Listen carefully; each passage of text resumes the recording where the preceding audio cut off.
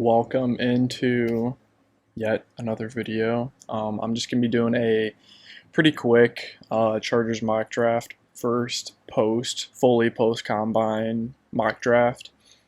I did one after the first day of the combine, kind of. It was more of a reactionary right after all the receivers had run the 40 and they had all their crazy times. This was technically the fastest combine ever by a long shot. I think every position group was the fastest ever, which should tell you something about the data slash the times that there's definitely some malfunctions and something wasn't going right because I don't know. I find it hard to believe, one, this is not the greatest draft class in general. It might be, I guess, deeper than normal, but not that much deeper. For every single position group to be the fastest ever, I think the 40 was probably just jacked up a little bit. But I'm going to be using PFF's mock draft. I think it's the most realistic. I follow their board the most closely compared to like the Draft Network or Pro Football Network. I think it's those two. So honestly, it makes it a little bit harder for me, but also I like their trading the best, and it's free. The trades are. So Chargers 7th round. Let's do slightly more random just because all of the, I guess, public first PFF board, that's probably good. It's not going to be fully adjusted, like the average draft position won't change that much because Jordan Davis is for sure going in the first round. And I don't know what his draft position is going to be. But going into the draft, if a blue chip guy or one of those top guys are there at 17, depending on how our roster looks after free agency, I would still be interested at picking at 17 if a player of that caliber is still there. If not, I think I've mentioned this on almost every mock draft I've done, but the tier of players from mid first round to honestly later second round, I think is pretty similar. And there's just a lot of day one starters who I would feel very confident and good about being our day one starters in the second, possibly even the third round as well at certain position groups. So let's start this draft. Don't really think that there's any way that we would want to trade up. Kayvon Thibodeau, Aiden Hutchinson, Kyle Hamilton, Derek Stingley, Evan Neal, Charles Cross, Icky. So yeah, already Ahmad. Did I say Derek Stingley? Yeah, so all of the top blue chip guys already went. Wow, and then the three wide receivers who I would consider at 17 just went here as well. Drake London, Garrett Wilson, Jameson Williams. So this is, I think, for sure going to end up being a trade back scenario. Possibly even if Trent McDuffie does make it to 17, which he does. We had Eagles go back-to-back linebacker for the first time since like 2005 or whatever. Highly doubt that they would take two linebackers back-to-back. But Trent McDuffie ranked 8 here by PFF. He had a decent 40 time, but actually, let's see if PFF has all their data in here. Stats, trends, analysis. Not really. But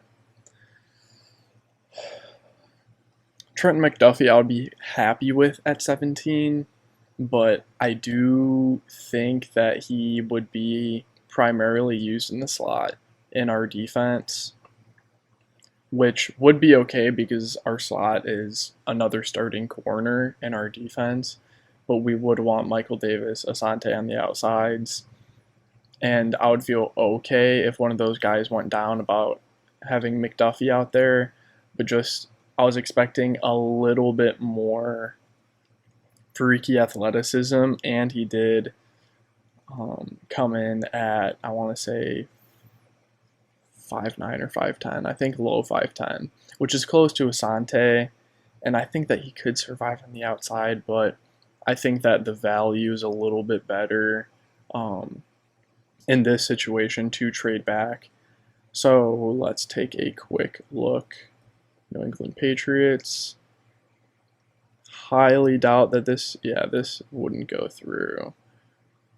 But if we did something like this, that's not moving the needle enough. Probably first, third. I mean, so we could just take basically all their picks, which I guess we're going to do, and then,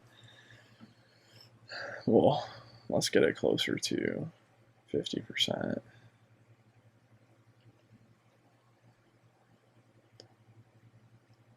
So realistically, we wouldn't get this many picks back. We'd probably want their third round pick and maybe one other pick.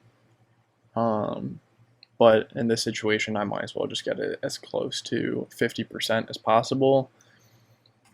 This is a somewhat realistic area to trade back in, like Bucks.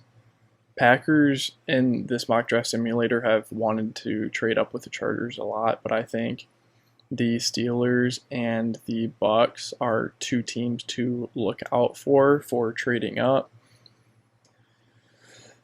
Right here, so Trayvon Walker, who huge riser after the combine, went right before the Chargers pick, but we still have Bernard Raymond, who, if you watch my combine review video, you know my feelings about. But I like Andrew Booth here. I'm okay with Devontae Wyatt here, David Ajabo, Jermaine Johnson, Kaiir Elam. Kaiir Elam is definitely a riser after his Senior Bowl, or not Senior Bowl, his combine. But it's not going to change that much after the combine, and I did have Andrew Booth higher, so I think I'm going to go Andrew Booth Jr. with this pick, and then probably try and trade up. We'll see. But true outside corner, number one potential. He didn't test at the combine. I want to say it's his hammy or his toe or something, but he should be good for his pro day, and it's nothing long term. And there are some other names here that I like that I already pointed out, but I think Andrew Booth would be my selection here.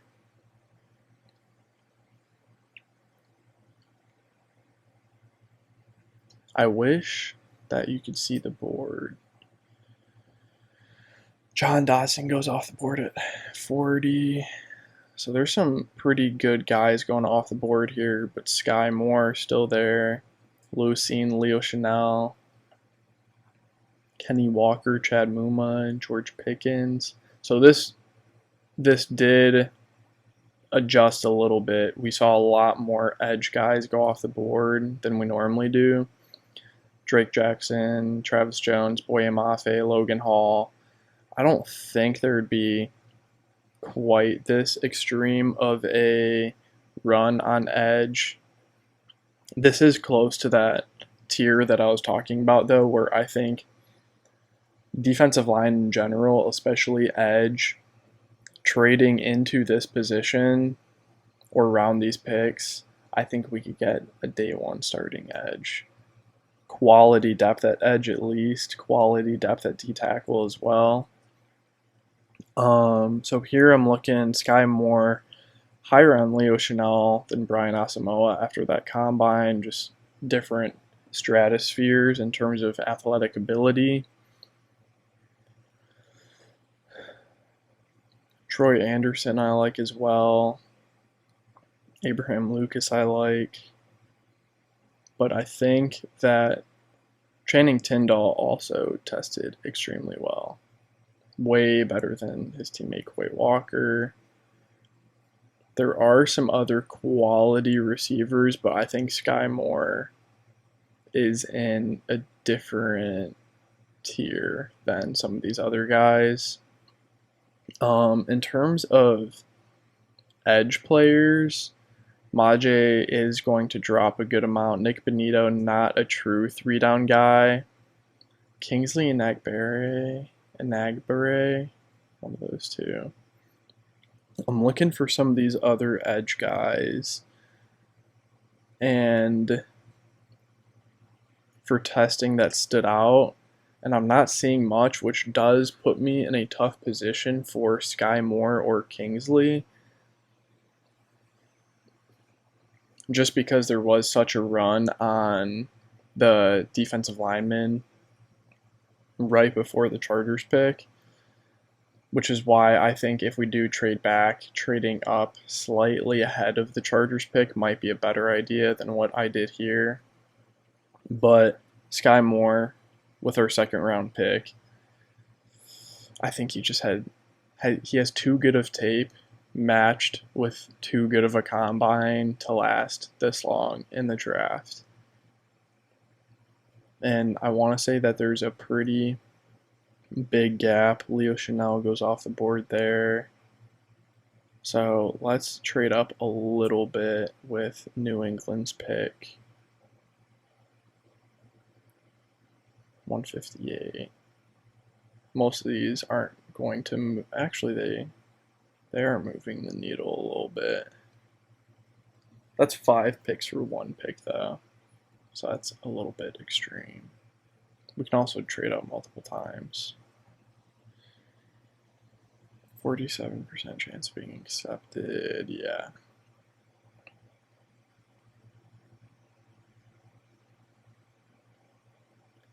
There we go. So Chad Muma still on the board. Troy Anderson still on the board. I think Abraham Lucas, Channing Tindall, Khalil Shakir, Marcus Jones, Marquise Hayes. They're still a good. I like this board at this point. Christian Watson's going way higher than this. Definitely in top 50 lock. So going receiver twice, I'm not sure about if he's still there even a little bit later. And I would be torn between Chad Muma and Troy Anderson. I think I would lean Muma slightly. It's very close. Wow, it's very, very close. Troy Anderson had the fastest 40 of any linebacker. He's a converted quarterback, running back, to linebacker, very high IQ guy.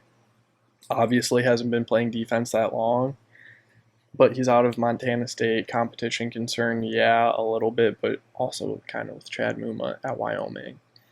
I just liked Chad Muma does have a little bit more experience at the position, and I also didn't get to see Troy Anderson in coverage very much. Overall, I want to say they had similar combines. They both had very, not quite Leo Chanel level combines, but a step below that. And I think I'm going to go Chad Muma with our 3rd round pick. And then right behind that, so Abraham Lucas did go, as did Christian Watson, rightfully so. So I think this is looking pretty realistic so far. There's not many insane names that I wouldn't expect to be here. Obviously not going Carson Strong. Josh Pascal. Neil Farrell had a horrible combine. Max Mitchell didn't have a great combine. I'm looking at Marcus Jones and Marquise Hayes. Godeki I like. D'Angelo, I want to say D'Angelo Malone had a pretty decent combine. But I think I'm going to go Josh Pascal here, and then there's about a little over 30 picks until we pick next. I want a couple guys in this range, so I'm probably going to try and trade up again.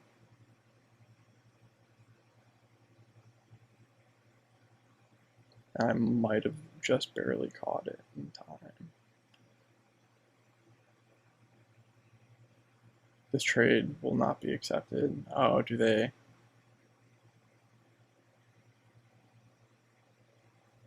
$119 and $123. That's not trading back that far. I mean, I guess it is a little bit, but 4 picks for 1 pick, is that worth it? Probably not. I don't think it is. Not 4 picks for 1 pick. We're going to monitor if some of these other guys fall a little bit. Marcus Jones just went. But Cordero Flott is another guy that I have my eye on. Marquise Hayes also went. And I think Flott should last until our pick. And he did. Okay. Calvin Austin did get picked too, but I don't know how I would feel about getting Skye Moore and Calvin Austin. They are different players, but neither one. Like, if you're building a basketball team, honestly, I guess I wouldn't hate it. But Calvin Austin's probably going to go now top, for sure, 150, probably top 100 after that combine.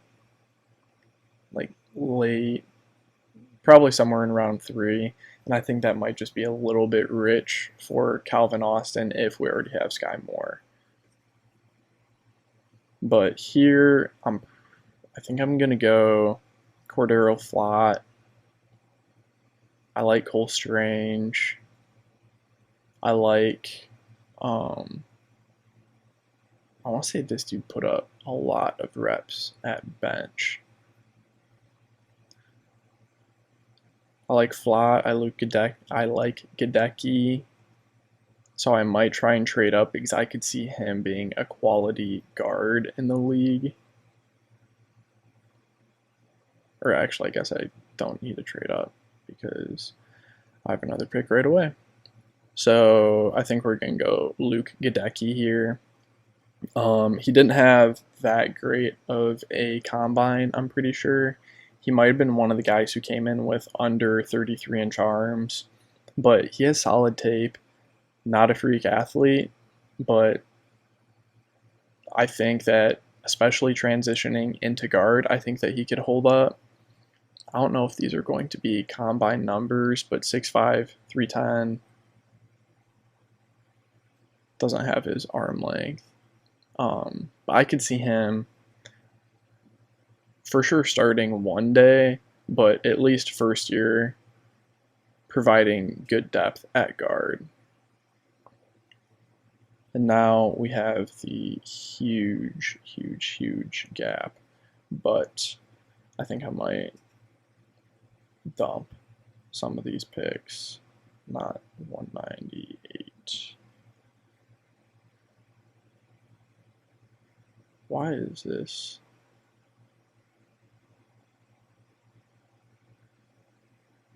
Like, if you add this one, they for sure want it.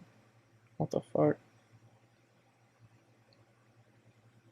But I'm so confused as to why they really want that pick. It's bugging. It's bugging. I don't know what I'm doing, guys. What am I doing? This.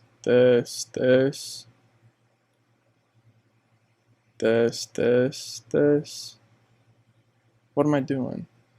I can't think right now. I'm losing my mind. Honestly, let's just fucking wait 3 more spots. See if. Wow, dude, the Seahawks have no picks. That's hilarious. Okay. This. I think I like.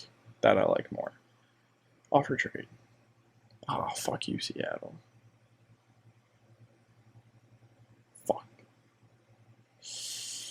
209 and. What? I know I just made the trade worse, but 198. Bro, I don't know. I'm being stingy right now, I know. But there we go. Zonovan Knight, I like. Noah Ellis had a pretty rough combine. I haven't watched this guy's tape at all. A Tito, I like. I don't think I haven't taken any D tackles either, so I might go Otito. 2 tackles out of, or that's North Dakota. This is North Dakota State. Matariza, I guess somewhat of a riser after the combine, but it is already starting to look a little bit more thin, so I am going to go Otito at pick 151 because then we do have another pretty big gap.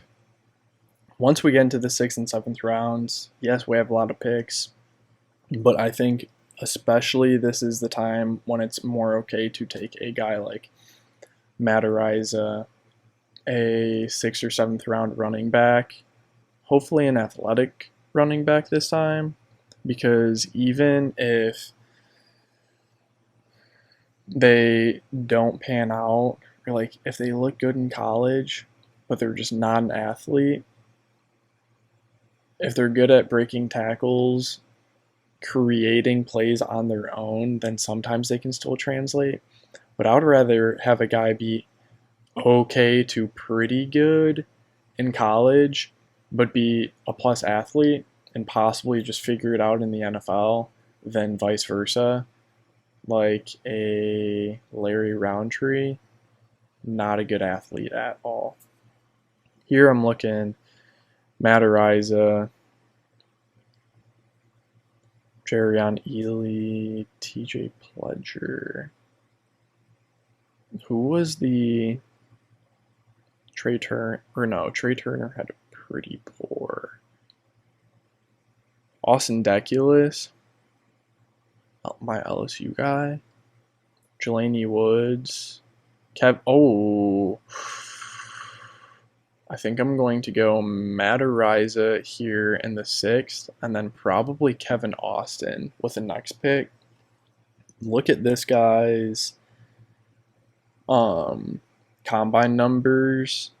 If you guys watch my other video, you would have already seen them, but he had probably top 3 combine for wide receivers. Definitely put his name on the map. Probably no write-up, but 6'2", 215, prototypical like X, wide receiver X, not wide receiver X, X size for wide receiver, and he blew up the combine.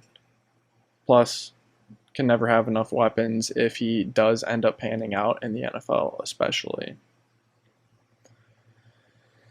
Now we're looking running back. I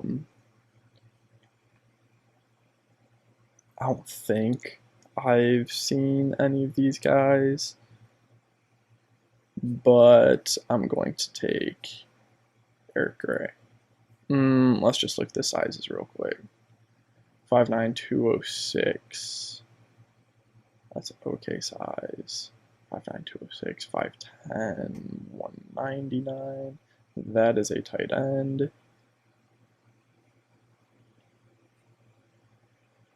Ty Chandler, 6 foot, 210, graduate. So I think we're just going to go Eric Gray, just flyer on a 7th round running back. And then here, probably O-line depth, possibly tight end. Connor Hayward, no. Abram Smith, I actually did like. Dustin Crum running the 40.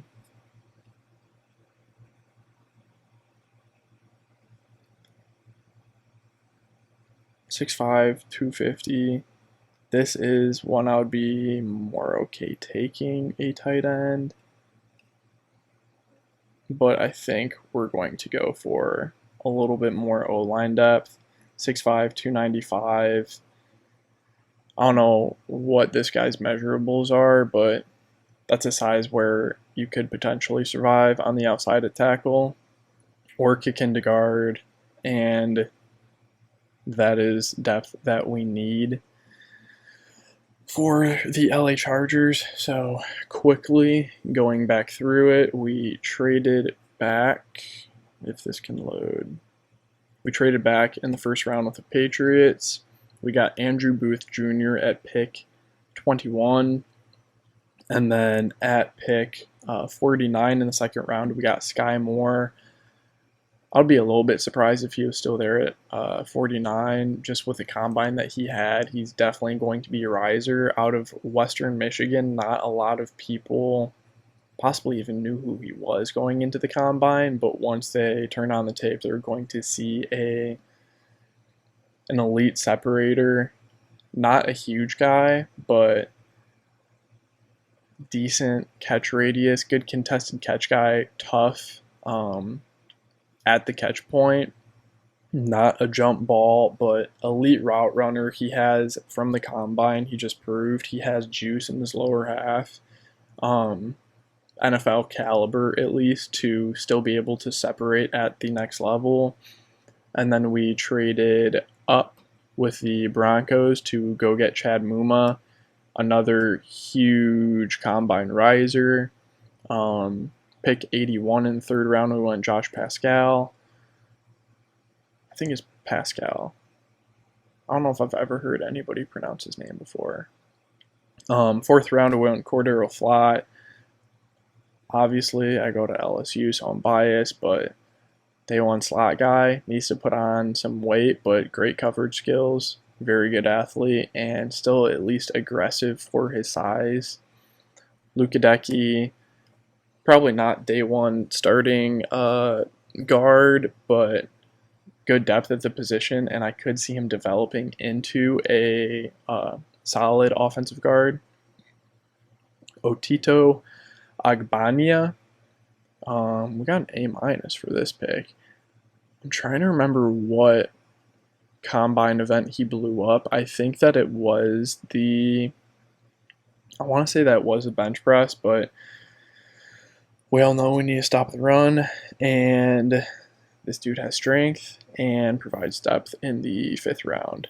Matariza, 6th round pick. Hopefully you guys know who he is by now. Punter for the next 10 years. Kevin Austin in the 6th round. I would be pretty surprised if he lasts this long.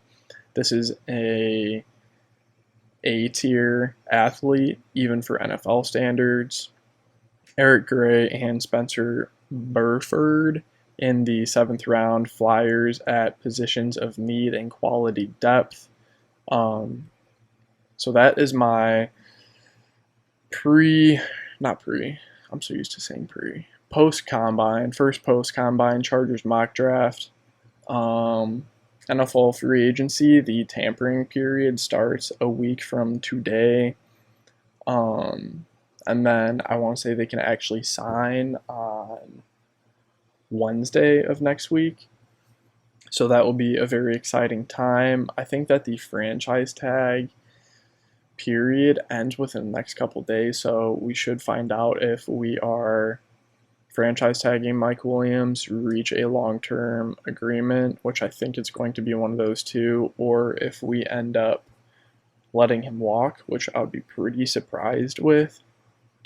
But leave a like, comment, subscribe, leave your thoughts on this mock draft, on the combine, and any ideas for future videos, things you want to see, whether it's top 10s or certain prospect breakdowns. I might have to put out another video on my thoughts on Jordan Davis post-combine, just because I've been giving him so much trash on my channel. But I think that should do it, and I will see you guys in the next video.